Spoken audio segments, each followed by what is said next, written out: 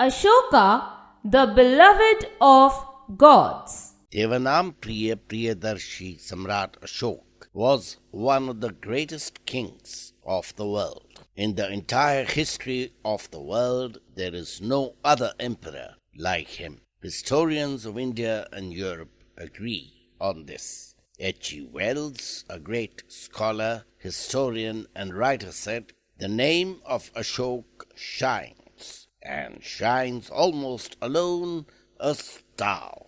Ashok was unique because he was the greatest and most powerful emperor of his time, but renounced the use of force when he was at the peak of his power. He made non-violence the policy of his government and devoted himself to spreading peace.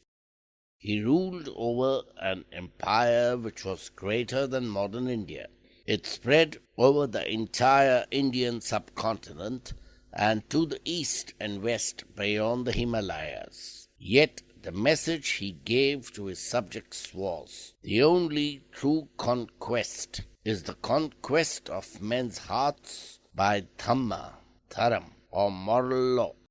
Ashok was the third king of the Mauryan dynasty. He came to the throne in 268 BC and inherited the empire. In Ashok's time, Buddhism was a young and energetic religion. It is said that as a young man, Ashok was very cruel.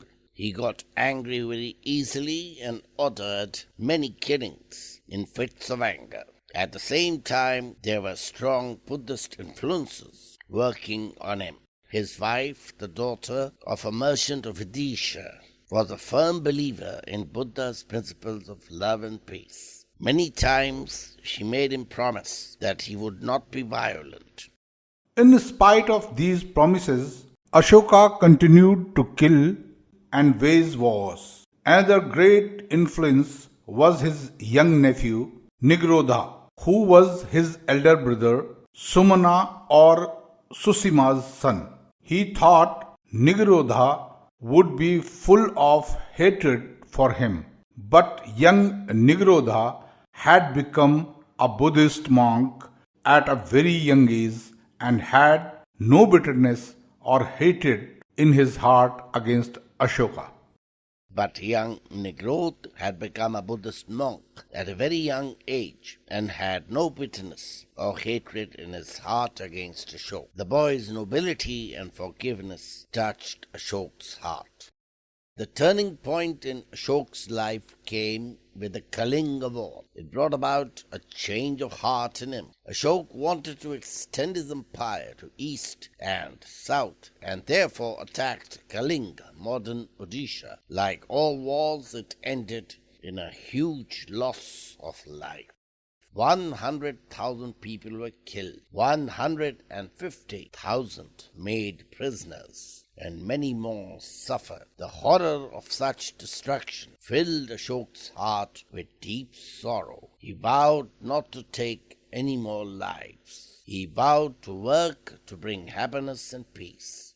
He became a Buddhist and set about spreading his message with great enthusiasm. Ashoka appointed officials to see that his message reached the people. More than 2,000 years ago, he had the large-heartedness to be tolerant of non-Buddhists. His messages were carved on huge rocks and pillars. These rocks and pillars were installed all over his kingdom. The rock edicts and Ashokan pillars can be seen even today. His workers and craftsmen gave the stones a glass-like polish which shines even today. Some of Ashoka's messages are: first, we should respect our parents, teachers, and elders. Second, we should be kind to animals. Third, we should respect other religions. Fourth, no living creature should be killed. Fifth, people should be generous and give in charity. Such messages make up Ashoka's Dhamma or Dharam. They teach people how to bring happiness to all living creatures. These messages are in Ashoka's own words.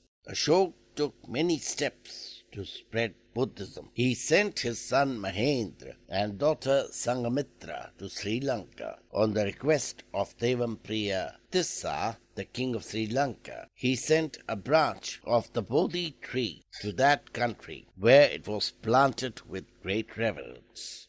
His religious ambassadors travelled all over his empire and beyond. It was largely due to his efforts that Buddhism spread to distant countries such as Ceylon, Sri Lanka, Burma, Myanmar, Thailand, China, Japan, also to countries of Central Asia.